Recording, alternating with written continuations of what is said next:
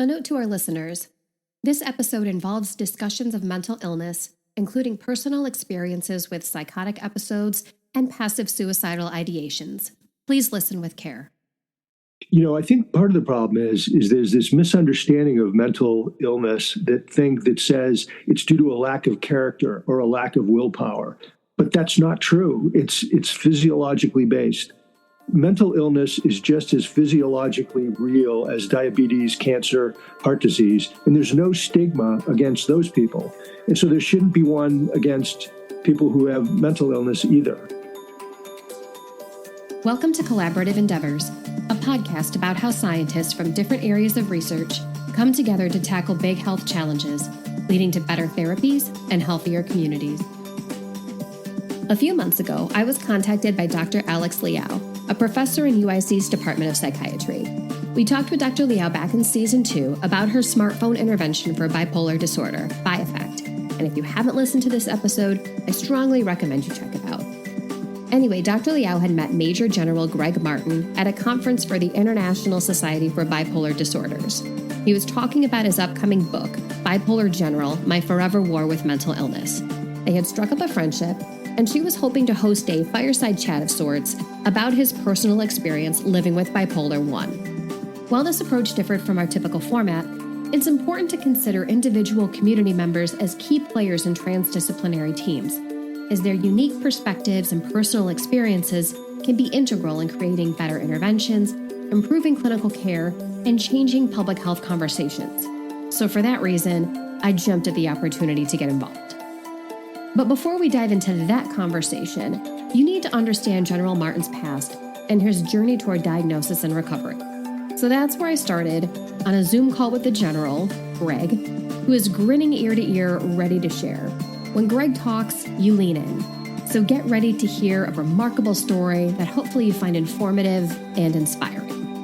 To kickstart our conversation, I asked the General to tell me about his time in the Army, his success as an officer, and if, in those early years, there were any indications of bipolar disorder. I actually entered the Army in 1975 when I went to West Point, which was the best education for the price that I could find, and really fell in love with the Army, and then graduated, went to Army Ranger School, went to Germany for my first assignment, was a platoon leader in charge of 30 combat engineers, then was a company commander in charge of about 150 combat engineers. We had a really intense, exciting, important mission along the inter-German border where we were the deterrence against the Soviet Union. But I loved leading soldiers. I loved the excitement, the travel, the adventure, and it just hooked me. I got all top ratings for my jobs. And then the Army said, "Hey, how'd you like to go to graduate school?" So I said, "Sure." I went to MIT, got 2 masters and a PhD, typical, real overachiever. I got married, been married for 41 years, 3 terrific sons. And I just continued to do really well in the Army. All of those things did not indicate bipolar disorder at all at the time. It was just high performance, lots of energy, drive, enthusiasm, problem-solving skills. But looking backwards and connecting the dots, the early signs of bipolar disorder were there. I had now what we know to be a hyperthymic personality, which is a near continual state of mild mania. Basically, my brain being flooded with dopamine, endorphins, and other energizing chemicals that gave me unusual levels of energy, drive, enthusiasm. And that kept increasing year after year. Again, for someone looking at me, all they could see is success. But it crept up the bipolar spectrum until by the time I was in my 40s, I probably already had a somewhat mild case of bipolar disorder. And then, of course, my official onset was in 2003 during the Iraq War. I had one low in my entire life, and that's when I went to college at the University of Maine when I was 18 years old. That's where I went from high school hero, captain of all the teams, honor roll, leader, all that stuff. And I went to this big state university, big classrooms, big lecture halls. The instructors don't really have time for you. And I was failing every single course except Army ROTC. I had terrible grades, and it sent me into a depression for a month or two. But I was able to pull out of it. General Martin went on to describe the circumstances that he believes triggered his genetic predisposition to bipolar disorder. Looking backward from the official onset, I was creeping up the bipolar spectrum. I was getting higher and higher. After 9/11, I became a brigade commander, which is, thousands of soldiers. It can range from 2,000 or 3,000 up to 10 or 15,000. And we were in Germany training extremely intensively for the Iraq War. We knew we were going to go and invade Iraq and depose Saddam Hussein. We did all the logistical preparation and planning. We did all the equipment maintenance. We had lots of medical work to get our soldiers up medically with all the vaccinations and all the physical health things that you have to do to get ready to deploy to a really very harsh climate and environment. And then lots of administration work. I mean, everybody has to do a will. You have to take care of finances and powers of attorney. And so for 6 months, I was working pretty much around the clock because soldiers' lives really depended on how well we did our job. Finally, in January of 2003, we deployed from Germany and we shipped all our stuff to Kuwait. And we trained intensively for about another month in the Kuwaiti desert. Very high stress, rehearsals, planning, to make sure everything was set for the invasion so that we could, get there and save as many lives as we could. And then when we finally attacked and crossed the border from Kuwait into Iraq, I felt this huge burden lifted from me. I've never had a baby, but I think it must have felt like I had a baby and was so happy that the baby had been born. The thrill, the euphoria, the stress, the trauma of that whole experience, and then, months and months of intense combat, which ended up being a year, that triggered the genetic predisposition for bipolar disorder. So I already had the genes for bipolar disorder latent in my brain, but it got triggered by all of those events.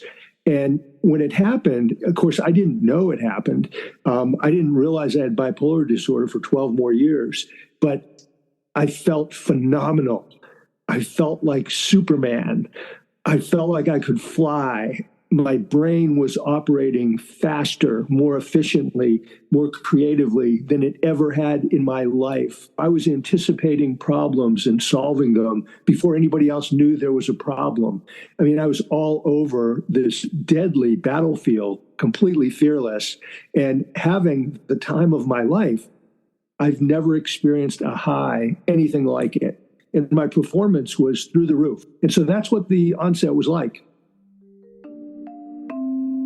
I asked the general to explain how his tendency towards mania suddenly went from something that had, up until that point, helped him succeed, to something that ultimately led to his dismissal from National Defense University and forced retirement from the Army. When I got back from a year in Iraq of being, a high-performing, modest level of mania, which really helped me, I fell into depression for 10 months. And that did not help me. I was really in very deep depression, but I could still function. When I would go into depression, I would isolate myself. I didn't want to be around people. I was indecisive. I was often confused. And as a senior Army officer, you can't have that. You have to be sharp, on your toes, making rapid decisions all the time. But then the depression lifted and I went back into a high-performing mania. And I was mostly in a state of high-performing mania for the next decade.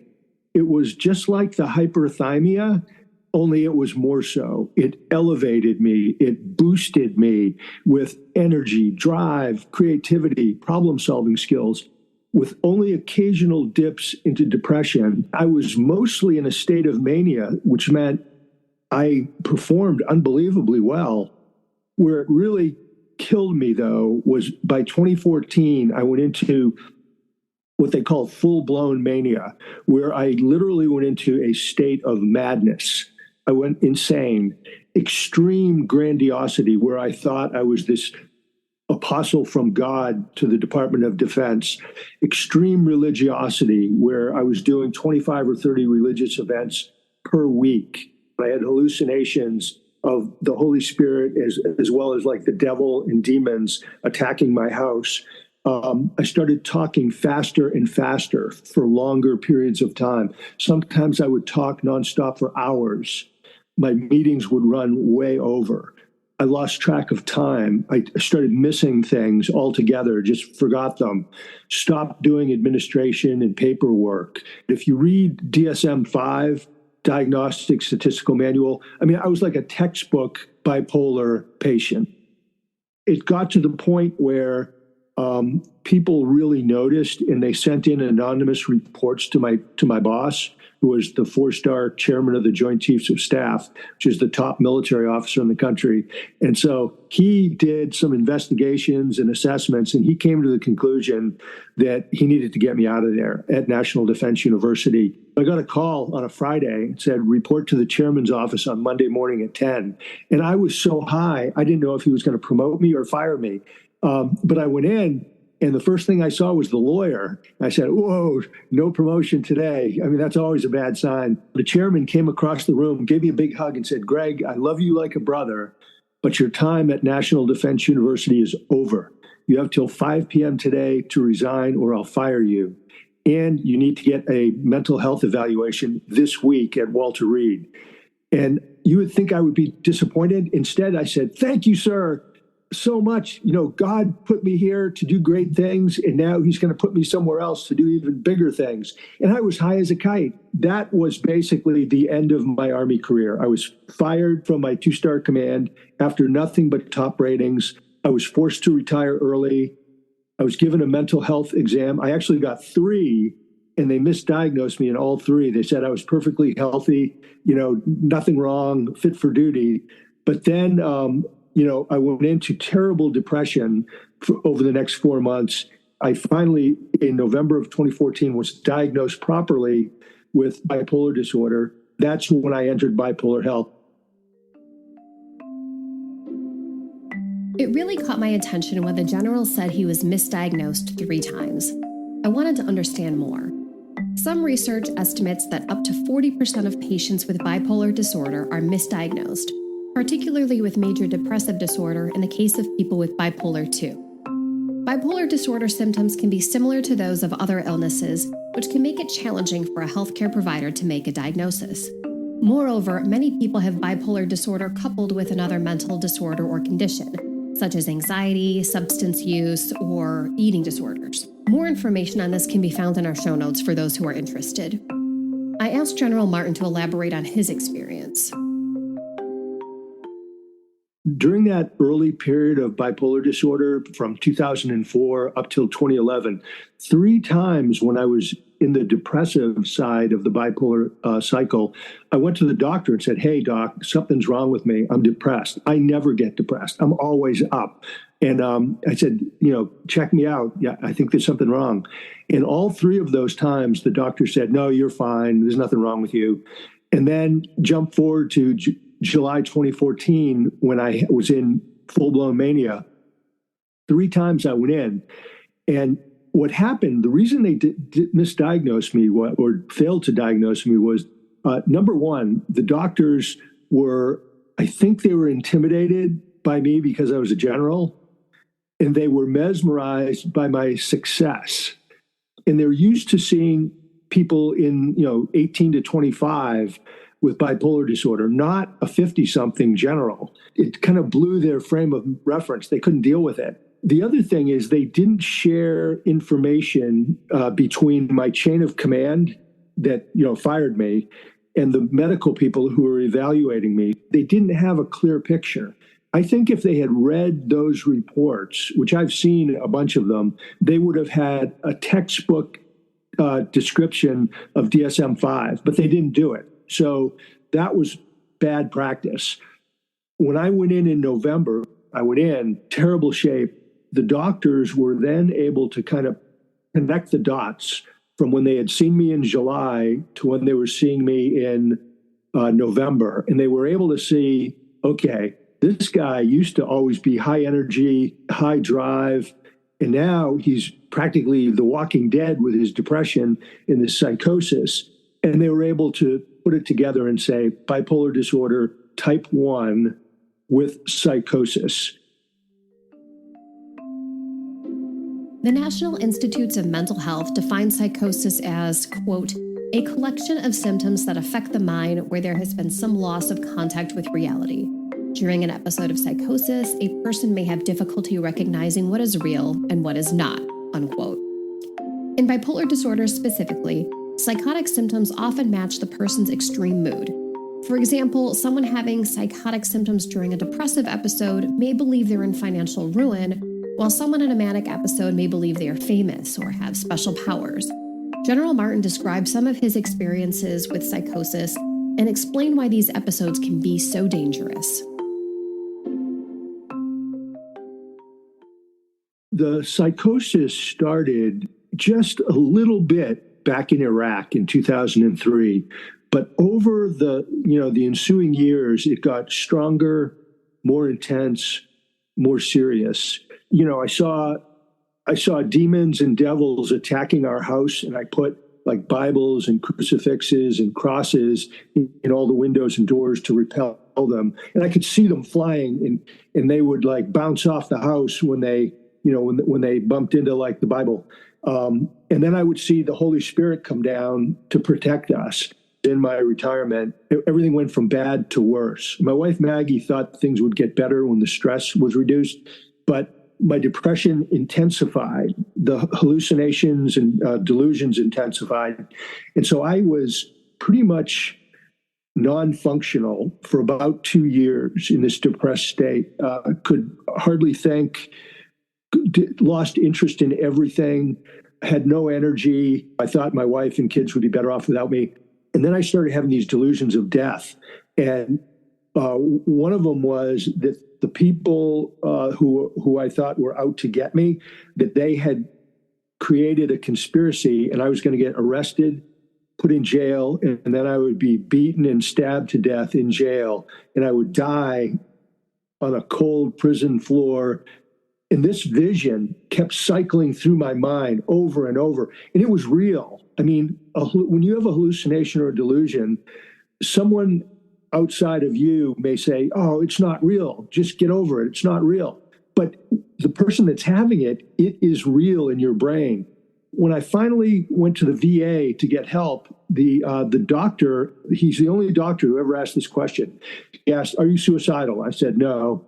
Or do you want to hurt yourself or others? No. He said, do you have any morbid thoughts of death or dying? And I said, yeah, I do. And I described what I just told you. And he said, okay, those are passive suicidal ideations, very dangerous. They can morph into active ones. And then you actually develop a plan and kill yourself. And so that's when I went into the inpatient locked psych ward. And that was really good. The general went on to describe his time in the VA's inpatient psych ward and his multidisciplinary approach to treatment. When they finally diagnosed me, I thanked them and gave them a hug because at least I knew what was wrong, and now I had some formal path to recovery. The high point was every morning at about 8 o'clock, there would be a panel of 7 medical experts that would be at this big table, and I'd sit in a little chair in front of them. And there was, 2 psychiatrists, there was a pharmacologist, there were therapists, there was a chaplain, there were nurses, there was a whole bunch of people, and they were focused on me. I got to talk about me to all these medical professionals. It was really cool. They would basically give me their assessment and then open it up to me to ask questions. And most of the veterans didn't ask any questions. I had like a whole page of questions that I would ask them. So I think they thought I was a really interesting patient, and they enjoyed the interchange because I challenged them. They would then have to take a little break to talk about the questions that I asked them. And then they'd come back in and we would have these wonderful conversations about, what's going on with my brain and how do I improve and get on a road to recovery. And so that would go on for maybe 45 minutes. And then we would break and we would have all kinds of different activities. I mean, I'd do intense psychotherapy. I'd be talking to the psychiatrists. The nurses would be checking on me and we'd be talking about stuff. The chaplain was unbelievable. So all this would kind of go on all day. So I would tell you that it was a very good, professional, friendly, multidisciplinary approach that helped me a lot. But at the end of the day, when I left the hospital and went home, I sunk right back into depression and psychosis. I learned a lot about what I should be doing and thinking and mindfulness and letting problems and, things go. And I learned that from the VA people. But when I left the hospital, my brain chemistry was still out of whack. It wasn't right. And so all the therapy in the world didn't do me hardly any good because my brain chemistry was out of balance. And so I still really had a sick, messed up brain. And so that went on from about March until about August of 2016. And finally, my wife was at her wit's ends, as was I, but she called my doctor and said, "Hey, doctor, you got to try something different on the medication. What can we do?" We settled on lithium. End of August 2016, I was prescribed lithium.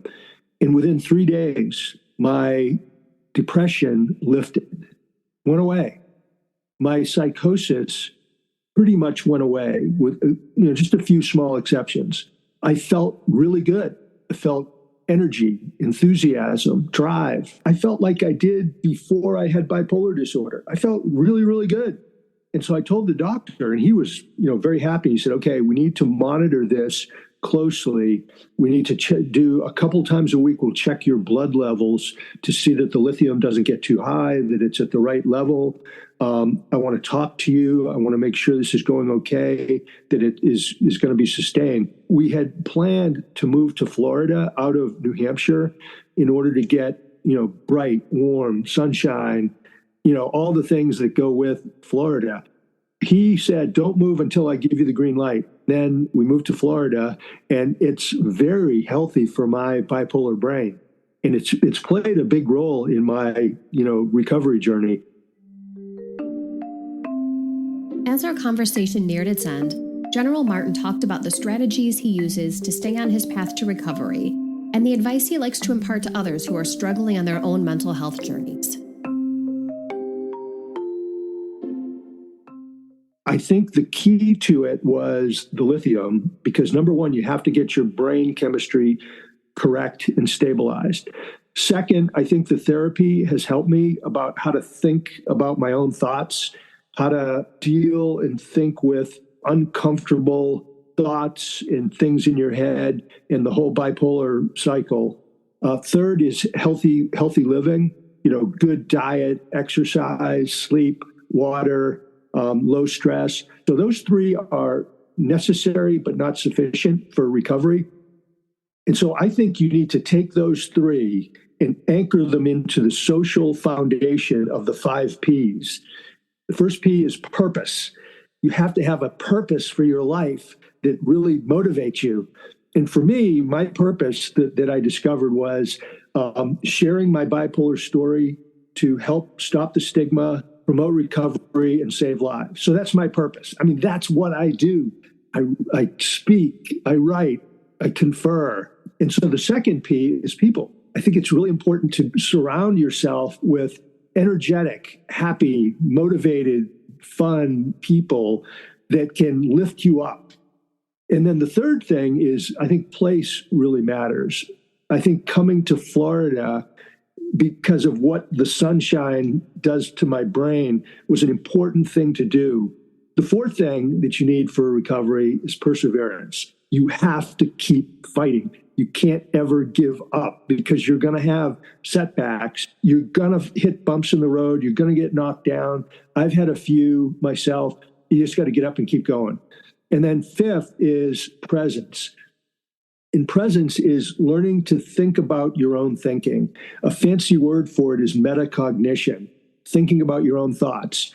Because a lot of times what we think in our own brain is not true. It's not accurate. It's false. And so being able to get outside of your own head and see reality is a very important element of recovery. I never, ever want to go into an intense bipolar cycle again. Being bipolar 1, I'm much more susceptible to mania than I am depression. But the danger with mania and going up, even though it may feel great, it's a high that's way stronger than the strongest, drugs, cocaine, ecstasy. It's way more powerful. But the problem is if you go into mania, first off, it's very, very dangerous. I mean, you can get reckless, violent, out of control. I mean, just bad things can happen through mania. But what goes up must come down. And so if I go into mania, I'm going to go into depression. It's a given. And depression's horrible. I mean, it's the worst thing I've ever experienced in my life. And so I never, ever want to have a relapse. I am really, I would say, quite disciplined about my lifestyle. And, having Maggie as my battle buddy really helps. So, disciplined on diet, on exercise. I take a fitness nap every afternoon for 30 minutes. And, no matter what I'm doing, I stop, I build it into my schedule. And that's really healthy for you and for your brain. But I think I'm really fortunate that I've got this very powerful purpose in my life. It's it's my mission. And I throw myself into it and I work really hard at it, every day, every week. And I love it. It makes me so happy. And the feedback I'm getting from people is that it's really making a positive difference. I think I have to stay healthy. Don't get too wound up, even over my bipolar mission, and just keep moving forward and enjoying life and enjoying the people I'm with, and try to take the evenings off and to watch a movie with Maggie, and then take some trips, get out of town. Bipolar disorder and other mental illnesses are extremely serious. I mean, untreated, they can lead to, broken families and marriages, destroyed careers, ruined finances, addictions, homelessness, incarceration, and death. And that's the bad news. The good news is that with the state of medicine and, great doctors, if diagnosed and treated properly and then managed like a chronic disease, then you can live a happy, healthy, purposeful life. But one of the things that prevents people from going in and getting help is the stigma. And the stigma is based on ignorance. I think part of the problem is there's this misunderstanding of mental illness that says it's due to a lack of character or a lack of willpower. But that's not true. It's physiologically based. Mental illness is just as physiologically real as diabetes, cancer, heart disease, and there's no stigma against those people. And so there shouldn't be one against people who have mental illness either. In fact, the one story I like to tell is that breast cancer back in the 1970s and earlier was stigmatized. It was shameful.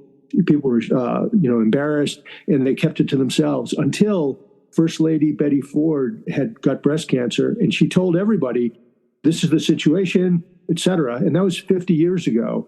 And look at where we've come now. I mean, women with breast cancer are seen as heroic figures battling, this terrible cancer. That's where we need to get when it comes to mental illness, because people who are fighting these, really deadly brain diseases, they should not be stigmatized against, and they should be held up as heroes. On the next part of this 3-part series, we will be joined by Dr. Alex Liao, Professor of Psychiatry at the University of Illinois, Chicago. Dr. Liao and General Martin will chat about the ways in which common concepts in bipolar disorder have manifested throughout the General's life. Collaborative Endeavors is produced by me, Lauren Rieger, on behalf of the Center for Clinical and Translational Science, aka the CCTS, at the University of Illinois, Chicago. To learn more about Major General Greg Martin and his book, Bipolar General, My Forever War with Mental Illness, visit the links in our show notes. The CCTS is supported by the National Institutes of Health's National Center for Advancing Translational Science through their Clinical and Translational Science Award. Opinions expressed by guests of the show are their own and do not necessarily represent the views of myself, the CCTS, or our funding agencies. You can find more episodes of collaborative endeavors on Apple Podcasts, Spotify, Amazon Music, and Google Podcasts. While we do not monetize this podcast, we do love positive feedback. If you like what you hear, go ahead and give us a 5-star rating to help spread the word. To learn more about how you can work with the CCTS to make a positive impact on the health and well-being of our community, visit ccts.uic.edu or follow us on X at UIC_CCTS.